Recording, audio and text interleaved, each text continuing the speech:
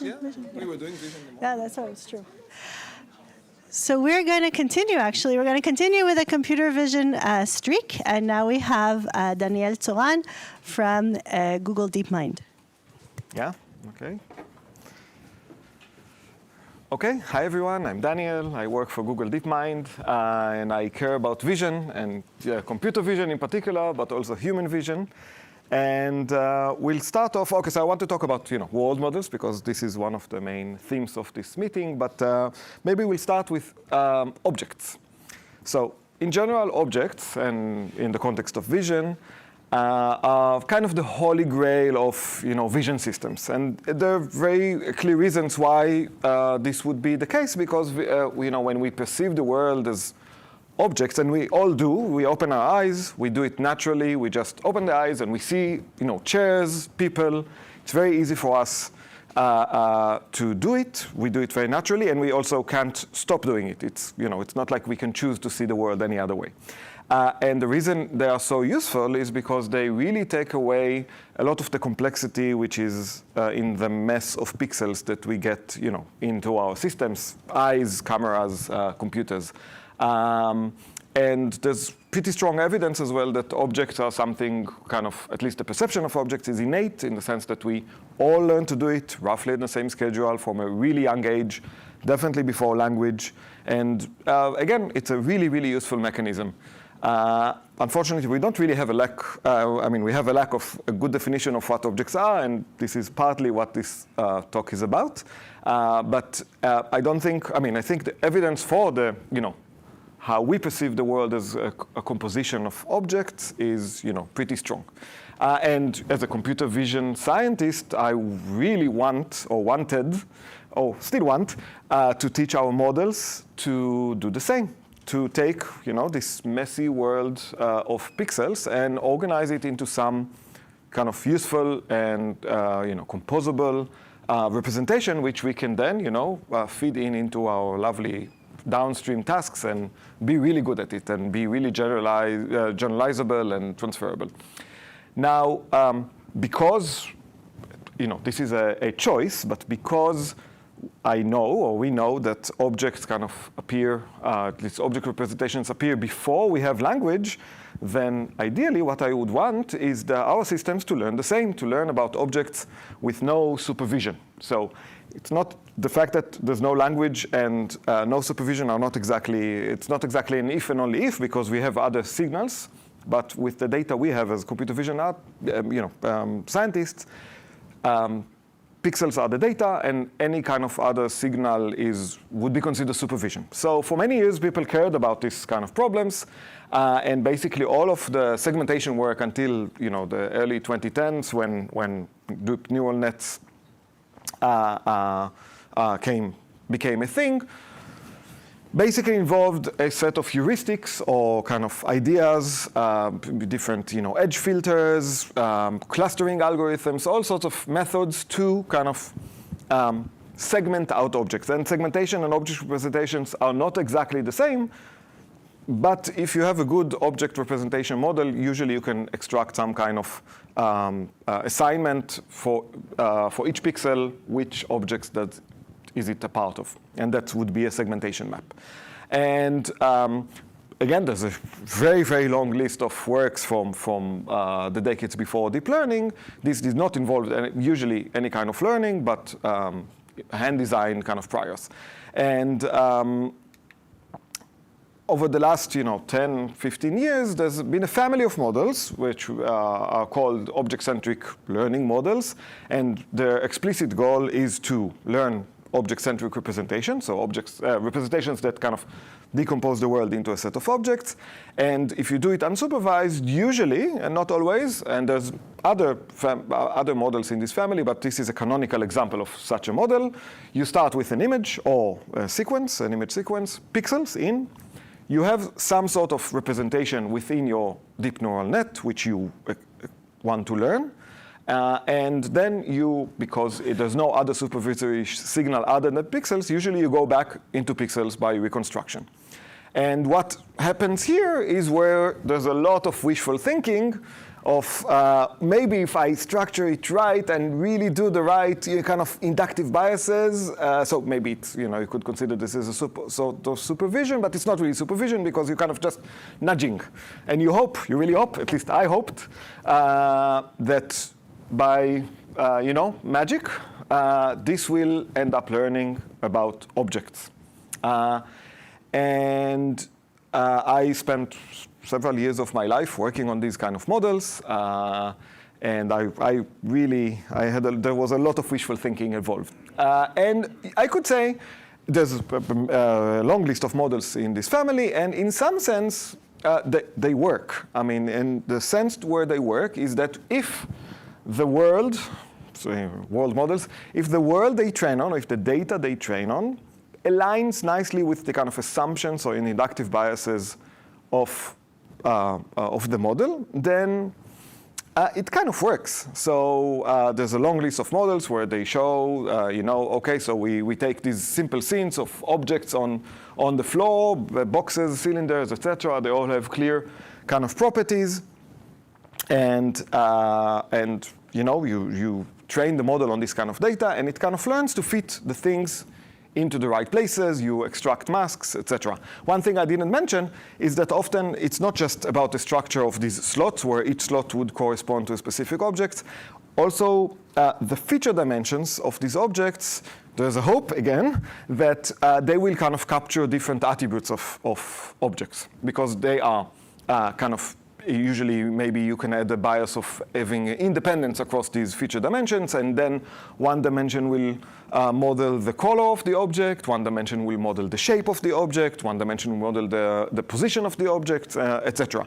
And people achieve that by kind of sharing the representation across the slots, and that also means that usually they are permutation invariant, which means that you can change the order of the slots, which is again something we, if we have these slots, and there's some evidence that we do have in some sense, at least in working memory, then the order doesn't matter, the representation is shared, etc. And all of these biases were incorporated into these systems as different priors or design choices.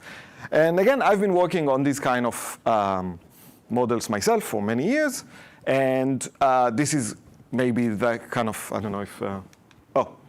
Sorry, I don't know why it's, let's see. There's supposed to be a video here, but it is gone now. Okay, never mind.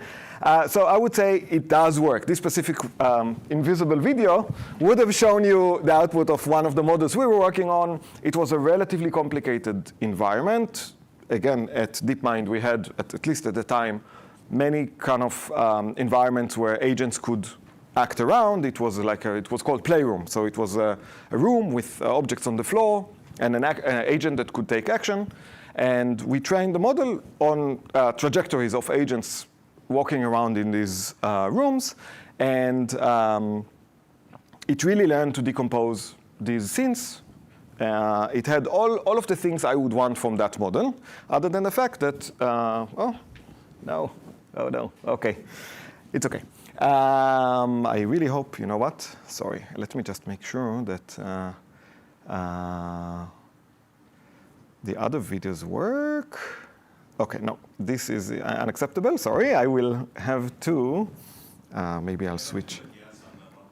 No, it was some network thing. So let me try to connect to a different. I apologize.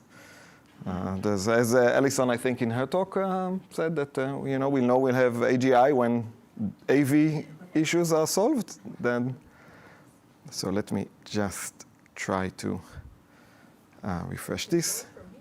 Sorry. Maybe I can. Maybe this will work. Let's see.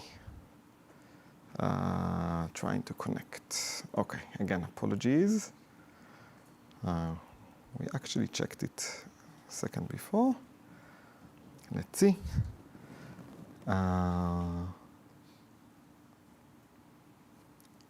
Okay, let's try to. You can all see this, right? So let's see if now it works. Whoops, sorry.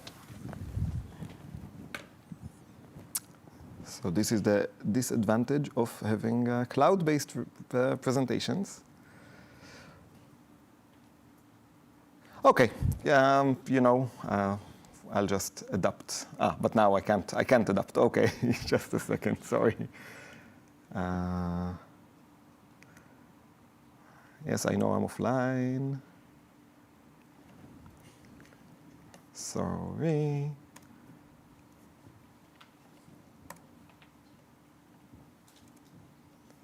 Okay, so just 1 second.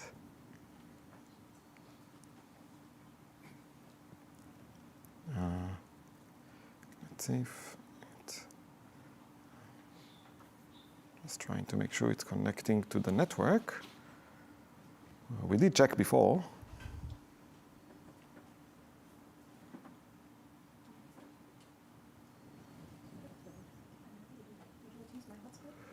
Yes, please.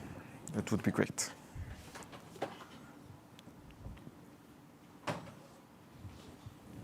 Okay, so what's Go to other networks. Yeah, the PIT RS one. Yeah. Let me just type in the password. Yeah, sure.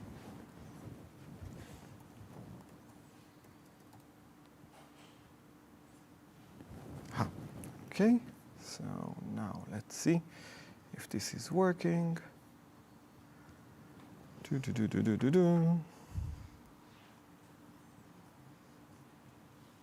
working for me. Yeah, no, maybe it's just a bit slow. Oh, heaven. Okay, good. Okay. Perfect. Okay, so sorry for the delay. There we go. So what we're seeing here is the model essentially, just pause this. So the model gets input frames. This is the left-hand side.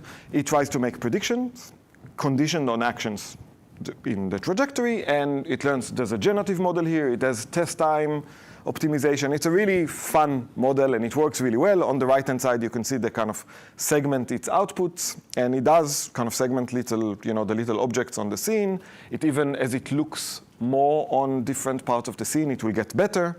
Everything I wanted from the model. So, and these kind of models kind of work on more complicated data, but there is an issue. And the issue is this. This will take a second to load. And this is the issue. The world, in world models, looks much more like this than simple rooms with a bunch of toys with very specific colors on the floor. And I saw this video. This is from Walking Tours, which I think Shiri also presented, and this was collected. A data set of these kind of videos was collected a few years ago at DeepMind. And I started looking at these videos, and I figured, okay, everything I've been doing, it's hopeless. I mean, this is not going to work. Because, I mean, the sheer number of things that is kind of happening here, I think fundamentally prevents us from tackling this problem without supervision, or at least without more context. Because you could care about a lot of different things, and the kind of things you will care about will dictate what kind of thing is an object for a specific task. So for example, I really care about hats, love hats. So I can start looking, for hats in the scene, and there are many, but maybe I really care about paving stones. And then, the kind of objects that will fill my, little buffer or where I'm handling will be very different. And the fact that we can do it is amazing, and I would really love for our artificial vision systems to be able to do that, but this is not happening without more context, I think, unfortunately. These methods fundamentally suffer from several issues, and I'll go over them quickly, and then we'll see what maybe can be done. So we really don't have anything that will work on a video like we just saw. I mean, at least not from this family of models. And there's several reasons of that. So one is that if pixels are all we have, and in the unsupervised setting, this is the case, a priori at least, all the pixels are kind of equally important. And in order to kind of explain, to reconstruct these images, we would need to explain all these pixels. And then, even if at the best of cases, we will need a lot of slots to devote. And it's not clear to me that A, this is feasible, B, it's useful. Because if you have, let's say 1,000 slots per image, I don't think you gained much. It's as messy as the pixels, almost at least. And if you might notice that I love birds, and I look at this scene, and how many slots do I need to describe this scene? Even if we had a good way to, let's say, a prior to separate foreground and background, there's pelicans here, but there's also little birds in the front, and maybe you really care about the waves. There's no clear answer here, I think. And these models, even if you change the number of slots, I don't think will get you very far for these kind of scenes. Now, the shared representation is also an issue. So we love, when we are very good at assigning attributes to objects. Every kid learns it very quickly that an apple is red usually, and his favorite toy is purple, etc.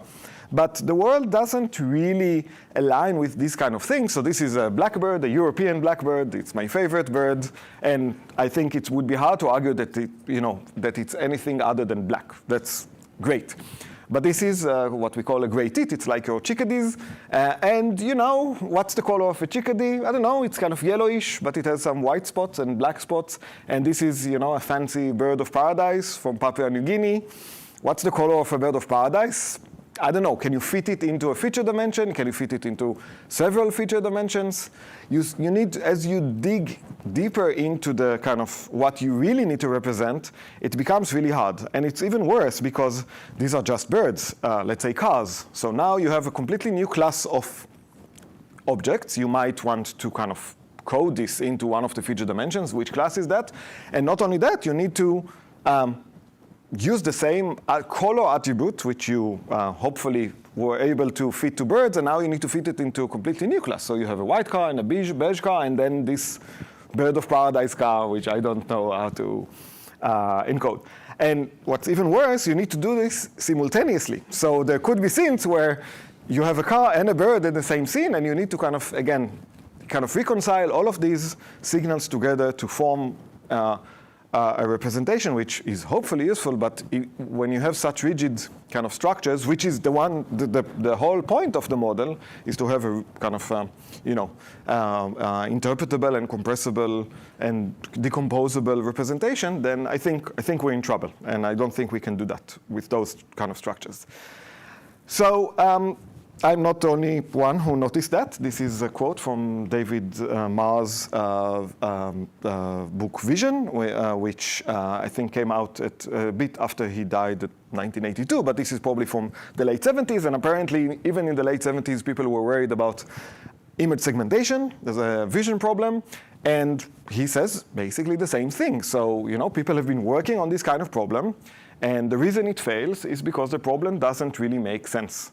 There's no clear, there's no one way to segment a scene. There's I don't know, is a nose an object? Is a head one? Is it still, if it's still attached to a body? What about a man in a horseback? So David Marr, which is, it's a fantastic book. It's very interesting to reread it these days. I read it, I think, 2 years ago. And there's one thing which is completely absent from the book is the word learning. Literally, I don't think it appears once. So it's very interesting to take a step back and see how he thought about these kind of things, which we all, I think, many of us think about. And one of the reasons we want these kind of representations is because the world we live in, and this is maybe related to what Alison Gopnik said on Monday, the world we live in is non-stationary, partly because we are organisms that live in very varied environments and actively travel between environments and have a very wide variety of tasks. And not all organisms are like that. I don't know, if you're a frog in a pond, your life is pretty simple. You care about, flies. You care about leaves to hop on. You care about maybe mates. But that's about it. So you really don't need any kind of sophisticated, decomposable, visual representation. You kind of need to know about the things you need to know, and that's about it. And you live a happy life, and it's pretty good. And this is related to the Umwelt that came in several of the talks here. It's kind of, you can think of this as kind of your internal own world. So I think it's very reasonable to expect that organisms' visual representations will reflect the kind of things they care about in the environment. And at DeepMind, we used to train a lot of Atari agents. I think Alyosha showed a couple of examples in his previous talk. And this is from work we did a few years ago. And these are agents that were trained to play Atari games or other games. And they have an attentional bottleneck. So the way it works, it's a recurrent network. It has a state. It has, in some sense, memory. And it only sees the world, the pixels, it only sees the world through an attentional bottleneck, which it can control. So we can visualize what it looks at and what it kind of cares about in order to solve the task. And it's very hard to see on this screen, maybe on this screen. So this is a game called Zaxxon. There's a little spaceship here, and it needs to kind of evade and shoot enemies. And it's a frog in a pond, essentially. It learned whatever it needs to learn about this environment. It segments out the enemy, so the attention part where it attends to is highlighted here. And whenever it shoots this kind of little enemy, it immediately looks ahead. Maybe there will be another enemy. I need to evade. I need to attack, etc. This is Miss Pac-Man. You can see, I'll show a better example in the next slide, but it kind of starts to look into the little tunnel it needs to go down in and kind of look for ghosts, look for cookies, etc. This is a 3D environment. Again, I think it's pretty hard to see here, but this is a 3D environment. The agent needs to find some goal and some irreversible elements, so it really needs to kind of trace little paths on the map to solve the task. But again, these are frogs in ponds. We are not going to get general purpose visual representations by training these things. I would say, and this is another example, this is again the Miss Pac-Man, and it has several attention heads, so you can see the objects it learns about is kind of immediate future tunnels and kind of longer term plans and maybe kind of junctions or intersections are like the objects it cares about. So it really builds a pretty complicated, it's a really good agent. It's much better than I am on this game. But it just carves out the things it needs from the scene, and it's done. And there's I don't think there's any hope by training these kind of things to get general purpose representations. But we are not frogs, and we don't live in ponds. We do much more, and we really, I think we really demonstrate. If you look at these scenes again. Any one of us here, I don't know if anyone does this. I think this is Fontana di Trevi, but in Rome. But we could solve a gazillion tasks in this kind of environment. We don't need any more training. We have really, really strong representations that support this, and some kind of selection mechanism that enables solving many, many different tasks in this environment. And of course, we can, I can take you here to I don't know, Redwood National Park north of here, and we will all be able to solve a variety of tasks. And the kind of things we care about, I care about birds, so I will find the birds in the trees, and maybe someone else wants to find mushrooms. So it's very, very clear that we can all kind of extract the information we need. So what do we do now? I mean, as a computer vision scientist, and we still want these kind of really, really flexible and transferable vision systems. So this is the kind of a list of things I would want from a visual representation. So we want them to be general, to apply to many different environments. We want them to be flexible in the sense that they can support a lot of different kind of downstream tasks. We want them to be rich because it's very hard to know in advance what kind of thing. So I know there's a lot of discussion in the computer vision community about compression and nuisance data and kind of things that you can just give up on. But one, I deeply think that you really shouldn't be too quick to discard pixel information, because you never know. Maybe you really care about the texture or the grain of a specific wood surface. Just because you like the aesthetics, maybe you're a woodpecker and you need to find cracks to find insects. I mean, there's a lot of reasons why you would want that, and I don't think compression, for example, is a good idea if you do it too early on in the visual system that you're building. We want them grounded in actual pixels, but multimodal, this is multimodal in the sense that they need to support more than one explanation. We know our visual system really adapts to kind of top-down influence, both on the kind of task side, but also on the perception side. There's this saying, edges are not perceived, they are imposed. So, if you see an edge in a scene, if it's in a different context, you might see it otherwise, even though it's a pretty kind of low-level, traditionally low-level image feature. But I think the most important point here for me as a computer vision scientist is that we want a model that we can actually learn. There's no point in talking about these kind of models. I mean, there is a lot of point to talk about these models from from a large number of perspectives. But from my perspective, we want something that we can actually learn. And maybe following what we talked about after Alyosha's talk, I think if, for example, if we had a very, very rich environment, simulated environment that looks like the world, and we had a really, really good task distribution that will provide reward in a reasonable manner, then probably RL would take us a long way, and we would learn really, really rich representations. I see no reason why it wouldn't work, other than the fact that we don't have that. And it's probably as hard to build such an environment as it is to simulate, I don't know, the whole world. And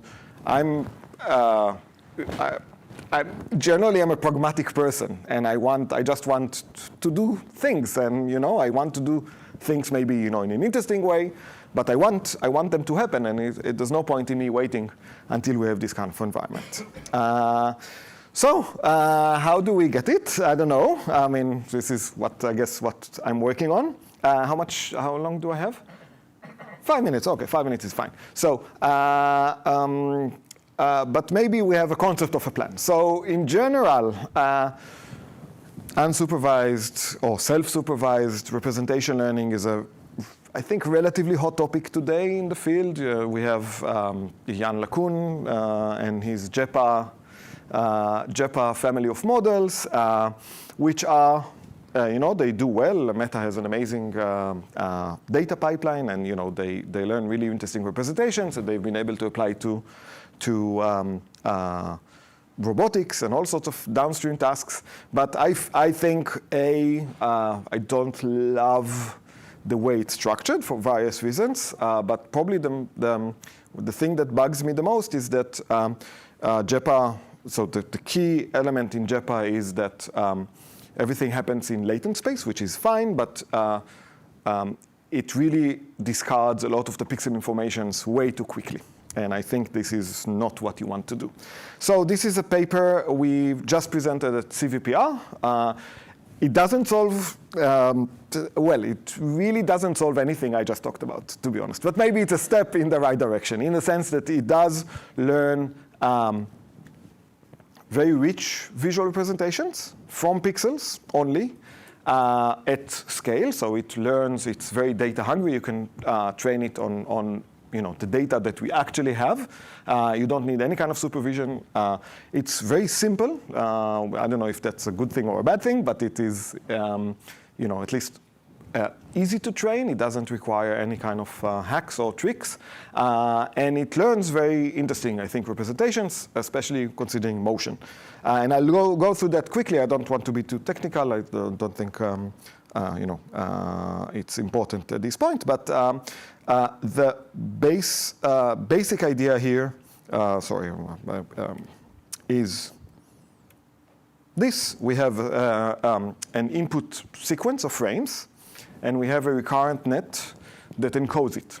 So source frames go through some kind of transformer, neural network, and get fed into an RNN. This RNN digests these outputs one by one. This is all trained from scratch, so there's no pre-trained networks here.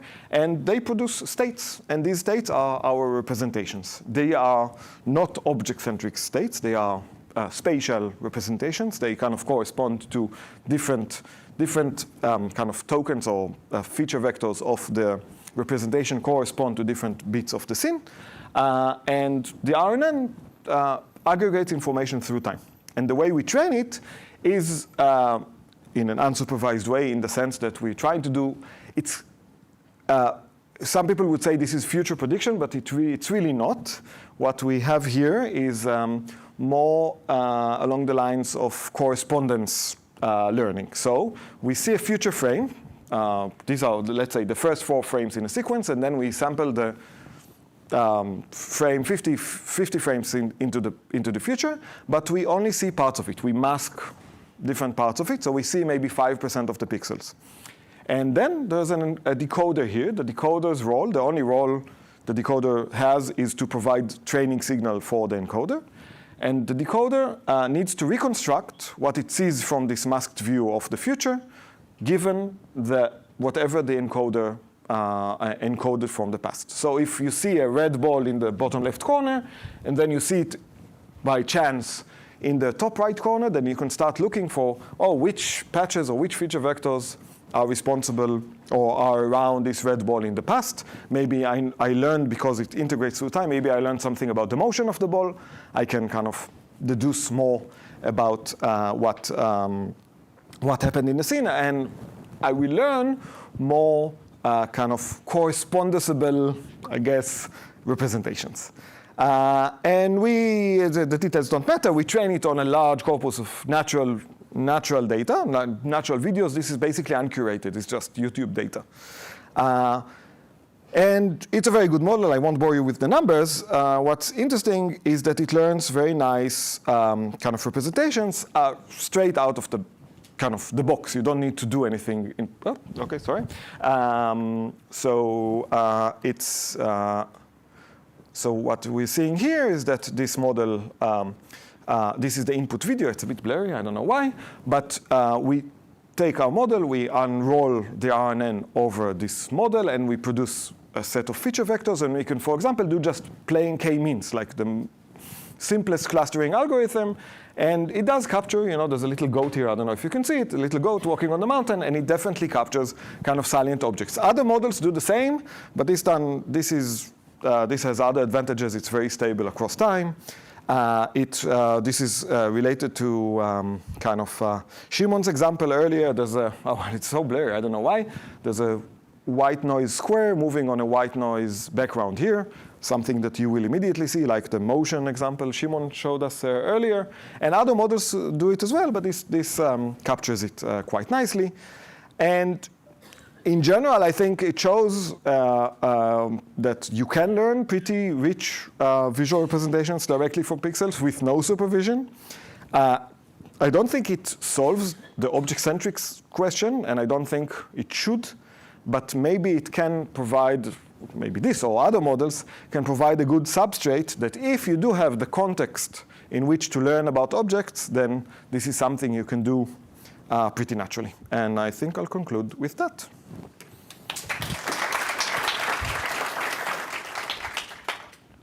Alyosha. So I have also been very into this unsupervised data object-centric stuff, and kind of k-means clustering and slot attention. To me, slot attention is basically like a fancy new version of k-means. To me, it seems like the reason that we all kind of didn't get far in there is because these clustering algorithms assume a uniform distribution of classes, whereas we know that our world is Zippian. So, do you have any ideas how do you get this kind of this unsupervised discovery to work in our Zippian world? It's a good question. Well, I would say I think the hope of uncovering it without any other context, just I don't know, such as survival, action, goals, is I think it's unlikely. It's unlikely Zipfian or not Zipfian, because okay, so without a goal or without, you will almost always miss the kind of the heavy tails, because they are too rare. And if you just treat everything equally, unless it directly affects your life and you have a way to incorporate that information into your prior or learning, then it will just be a blip in the learning. And that's probably part of the reason it doesn't work. I know that for Zipfian distributions, I think in language, there's a lot of interesting results about that. If you have a Zipfian distribution in your training data, for example, in-context learning arises, and it doesn't if the distribution is different. But I am not sure this is directly transferable to our world, unfortunately. I'm going to cut it short for the sake of lunch. But Okay. thank you so much. Thank you.